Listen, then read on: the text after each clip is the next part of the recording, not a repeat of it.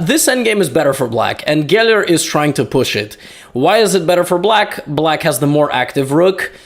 This rook is quite literally in jail. I don't even... Well, I do know how that happened because the entire game is in front of me, but we don't need to worry about that. But how does black actually win? Well, let's trust Geller. Geller uses his 2-on-1 advantage to create a pass pawn, which would ultimately keep the king distracted. But now white is trying to break out. Now, if you take on f4, it's never too late to just blunder a full rook, so please don't do that. But here's the problem. If you play rook takes e4, then comes king d3. And you say, well, that's not a problem at all. I just play rook b4. No, that is very much a problem because, as I said, it's never too late to blunder a rook. We've now hung 2 rooks, 1 for each color. Because we're very communist. Shout out to the Soviet Union. A lot of jokes in this video. A lot of this borderline humor. So this move is possible, and now both sides hang a rook.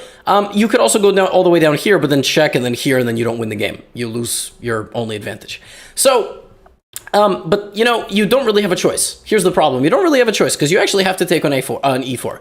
You can play this move, but then I think white takes, and if king e5, there is rook g5. Well, king e6 is very tricky. King d4, a2, but then this. And it's still unclear. But this video is called the 10 best chess moves ever played. So rook e4, king d3. I left something to be discovered. In this position, Geller played one of the most gangster moves I've ever seen. Simply, he played the move king to g7. Are you kidding me? King to g7 is so gross. So if you take on e4, now this move is just not a check. So basically he sidestepped this being a check, right? So it's not a check anymore, so that's not a problem.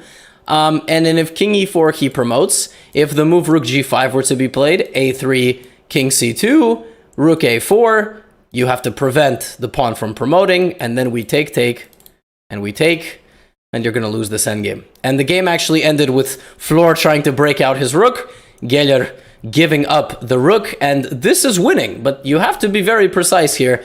He's precise by making sure white has no chance for a fortress, because the king is way too out and advanced, and he slowly but surely moved the king very, very far away, and ultimately ended the game over here, as the pawns will either be hunted down, or the king will be checkmated.